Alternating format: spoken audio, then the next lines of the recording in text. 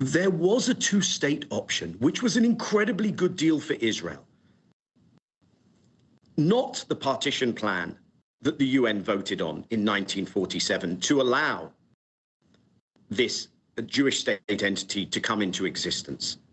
That partition plan, voted on by a UN with virtually none of the decolonized states, right? You didn't have an African, Asian, global South, as we would call it, presence at the UN then, to create the Jewish state. That gave Israel about 53, 54%. Today, Israel has 78%. That was the basis on which the two-state negotiation took place. Rather than grabbing this with both arms and saying, my goodness, how do we go the extra mile so that we can get this remarkable deal? Rather than going there, the Israeli negotiating position over time, and I don't know what would have happened had Rabin not been assassinated, but the negotiating position on the Israeli side, when the Palestinian leadership, the PLO, was ready to accept that, was to keep draining this Palestinian state of meaning. Not only would there be nothing on the refugees, not only would there be no truth and reconciliation, there would have to be an end of all claims, there would be demilitarization, there would be islands of Israeli settlement in this state. Those islands kept getting bigger with every iteration of the map, nickel and diming on Jerusalem, on border crossings, on everything.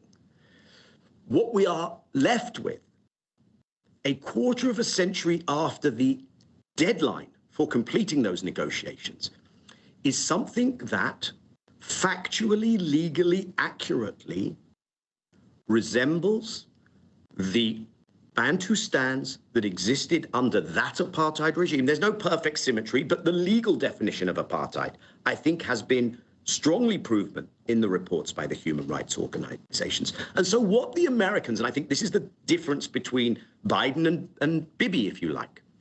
Bibi is saying, I'm not offering them a state, I'm offering them a Bantustan. And Biden is saying, God damn it, man, can't you just call it a state?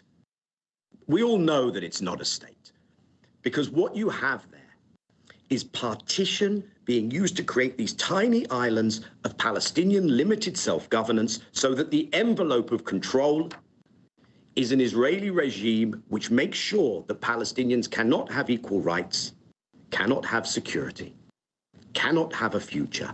And that is always going to be a recipe for insecurity and an explosion, whether that's one that impacts Israelis or one that impacts Palestinians. And to try and come out of this crisis and say the solution is to go back to squeezing things into that box, I think that is criminal.